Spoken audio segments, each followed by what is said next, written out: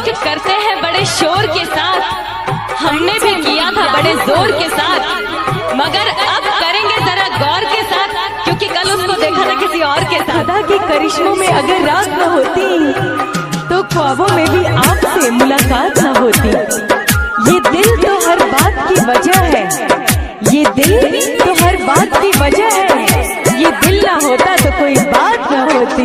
दिल तोड़ देला मुहा मोर लेला, दिल तोड़ देला मुहा मोर लेला, हमारा कोई के पराई जोगे हर जाई, जोगे सनम हर जाई।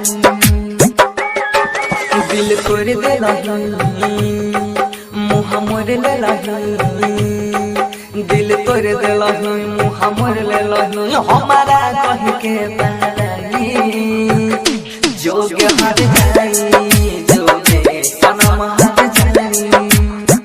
कि जब हमें उनसे मोहब्बत थी तब उन्हें हमारी मोहब्बत पर शक था, जब हमें उनसे मोहब्बत थी तब उन्हें हमारी मोहब्बत पर शक था, जब उसे एहसास हुआ मेरी मोहब्बत का तब मुझ पर किसी और का हक था।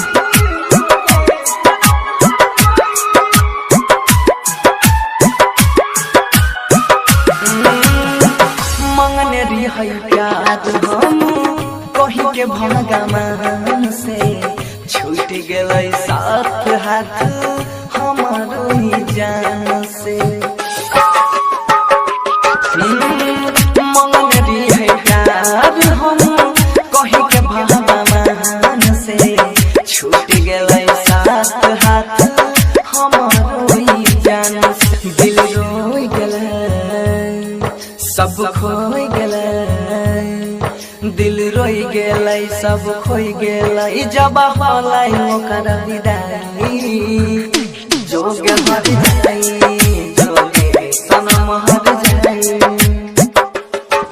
दिल तोड़ देलही मुहा मोर लेलही, दिल तोड़ देलही मुहा मोर लेलही, हमारा कह के पहराई जोगे हर जाई, जोगे सनम हर जाई, जोगे हर जाई, जोगे सनम हर। खुदा के करिश्मों में अगर रात न होती तो ख्वाबों में भी आपसे मुलाकात न होती।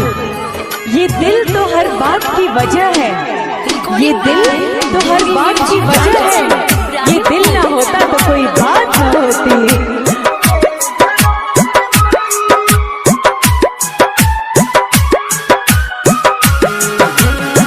संग में जियोई के कसम क्रिया तो खइले, बीच रहिया में हमारा छोड़ के चल गइले।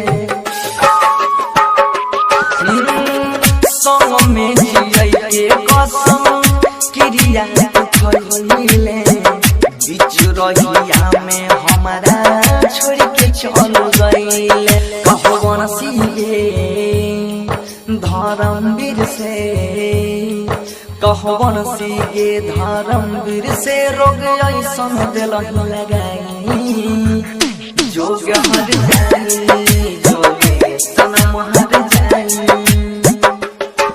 दिल तोड़ देलही मुहा मोर लेलही, दिल तोड़ देलही मुहा मोर लेलही, हमारा कह के पहराई जोगे हर जाई, जोगे सनम हर जाई। जोगे हर जाई, हमने भी किया था बड़े जोर के साथ। लोग इश्क करते हैं बड़े शोर के साथ, हमने भी किया था बड़े जोर के साथ, मगर अब